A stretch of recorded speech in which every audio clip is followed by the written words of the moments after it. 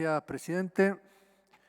Bueno, hemos debatido a lo largo de toda esta tarde y noche muchos de los aspectos técnicos de este proyecto que estamos considerando y que tiene que ver con el establecimiento de parámetros epidemiológicos. Es cierto que este proyecto replica en esencia los mismos argumentos del DNU 241 que lo hemos aprobado una vez vencido y una vez tachado de inconstitucional por un fallo de la Suprema Corte de Justicia de la Nación. Por lo tanto, el Gobierno insiste en conceptos y en normas que ya han sido consideradas por la única instancia o la última instancia que, de acuerdo a nuestro orden constitucional, tiene para la interpretación de las leyes. Pero básicamente me quiero referir a dos aspectos. Primero, el rol nuestro. Nosotros somos o debemos ser los guardianes del federalismo, porque representamos a las provincias que son la parte constitutiva del sistema federal. Y el fallo de la Suprema Corte básicamente lo que reconoce es el principio alberdiano de la supremacía de las provincias en cuanto a aquellas facultades que no fueron delegadas en el orden federal, en el orden nacional. Todo poder de la provincia es originario e indefinido, y el de la nación es delegado y definido, es decir, tiene que ser precisado con exactitud para poder ser ejercido por parte del gobierno federal. Y la verdad es que este proyecto, que replica los mismos argumentos, viola justamente este principio de autonomía de las provincias. Pero además avanza sobre muchos otros aspectos de los derechos y garantías contemplados en el artículo 14 y subsiguiente de nuestra Constitución, como el derecho de transitar libremente por el país, de ingresar y egresar del territorio nacional, que también, de acuerdo al artículo 28 de la Constitución, estos derechos son pasibles de reglamentación, pero de tal manera que no altere la naturaleza y la esencia de los mismos. Es cierto que hemos, como dijo el senador Recalde, y hay que aclarar, estoy de acuerdo, hemos en el pasado cercano, el año pasado, acordado, esa fue la palabra que hizo, de común acuerdo, muchas restricciones, incluso más severas de las que estamos considerando en este proyecto de ley. Pero claro, había una palabra mágica, acordamos, porque este es un federalismo de concertación que para aquellas facultades no delegadas requiere el acuerdo entre las distintas jurisdicciones. Y eso fue lo que pasó. De manera tácita o expresa, todo el año pasado hemos acordado, o se han acordado entre los gobernadores y el presidente y el jefe de gobierno de la Ciudad de Buenos Aires, se han acordado políticas que fueron plasmadas en decretos de necesidad de urgencia, muchos de los cuales nosotros mismos los hemos convalidado en este recinto. Ahora, ello no altera la esencia del principio de autonomía de las provincias, porque fue justamente producto de un acuerdo.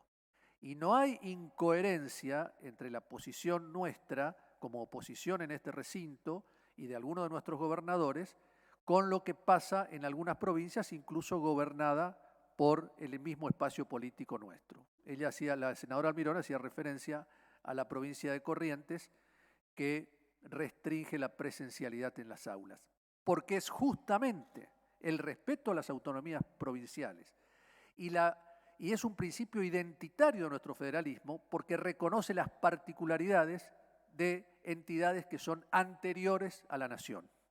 Y esto es, como dije, uno de los principios identitarios de nuestro federalismo. Ahora bien, iniciamos este proceso de la pandemia donde todos estábamos desconcertados, asustados, con una gran incertidumbre, sobre la base de acordar políticas, las que nos parecían más adecuadas en ese momento. Ahora, a poco de andar, este acuerdo se fue rompiendo. Empezaron los reproches por parte del Ejecutivo Nacional, empezaron a echar culpas a la oposición respecto de los fracasos que tuvo la manera como que se gestionó la pandemia. Y acá, ante un fracaso, no hay que echarle la culpa a un enemigo o generar un enemigo. Eso dejemos para cuando éramos estudiantes y nos iba mal en una materia porque la profesora no nos quería, o cuando empezamos a trabajar y no ascendíamos en nuestro trabajo porque el jefe no me quería. No. Cuando tenemos responsabilidades institucionales, máxime aquellas que hacen a la primer magistratura del país, tenemos que ser responsables, hacernos cargos y volver a buscar entre todos las soluciones para poder sortear este difícil momento que vive nuestro país. El presidente, a poco de andar, una vez que rompió este acuerdo que se fue generando con la oposición, recordamos que nosotros mismos, como presidentes de bloque, hemos sido citados allá por marzo del 2020 a la Casa Rosada y le dimos el apoyo expreso, un mandato expreso para que el presidente gestione ese momento de incertidumbre. Pero a poco de andar, como dije, eso se rompió y empezaron nuevamente las hostilidades, que arrancaron allá cuando se le retiraron recursos que legítimamente le correspondían a un distrito gobernado por la oposición, como es la Ciudad Autónoma de Buenos Aires. Ahora bien, lo que tenemos que hacer, una vez que el presidente empezó con la diatriba contra la oposición, es, como dije, buscar acuerdos. De entrada se puso la disyuntiva, la falsa antinomia, entre salud y economía, y donde él elegía la vida. ¿Y quién no? Todos elegimos la vida. Pero ¿cuáles fueron los resultados de las políticas llevadas a cabo? Duplicamos la caída de Producto Bruto del promedio mundial. Estamos en 10 puntos cuando el promedio mundial fue de 5 puntos. Y esto tiene un correlato de desocupación, tiene un correlato de pérdida de poder adquisitivo, etc. Y tampoco nos fue bien desde los aspectos sanitarios, ya que triplicamos la cantidad de muertos por cada 100.000 habitantes, hasta que ese relevamiento fue hecho, con una cuarentena que, de acuerdo al relevamiento que hizo la Universidad de Oxford, fue un 40% más estricta que el resto del mundo, que el promedio del resto de los países. ¿Qué tenemos que hacer? ¿Enojarnos? No, tenemos que reflexionar a ver qué hicimos bien y qué hicimos mal. Tenemos que buscar las experiencias comparadas, tenemos que buscar las evidencias, tenemos que volver a dialogar y ponernos de acuerdo en posibles soluciones y empezar a transitar nuevamente ese camino de concordia. La situación no da para más, no da para que sigamos echándole la culpa a la oposición. La oposición no organizó el velorio de Maradona, la oposición ciertamente no motoriza las protestas de los movimientos sociales en los distintos lugares de la ciudad de Buenos Aires. No, bajo ningún punto de vista. Esa fue responsabilidad del gobierno nacional. Y se enojan cuando recurrimos a la única instancia que está prevista en nuestra Constitución y en nuestro sistema democrático, que es ante un conflicto entre dos jurisdicciones que dirima la Suprema Corte de Justicia de la Nación. Y eso es lo que ha hecho.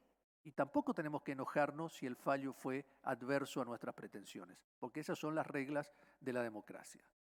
En este momento, donde arrecia la inflación, donde arrecian los contagios, donde arrecian los muertos, donde arrecia la desocupación, donde faltan vacunas, porque la oposición no era la encargada de gestionar las vacunas.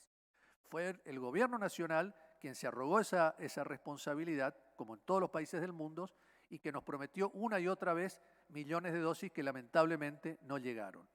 Y estamos hoy con una ínfima porción de nuestra población con la dosis completa y una muy poca proporción con la primera dosis. No fue esa responsabilidad de la oposición.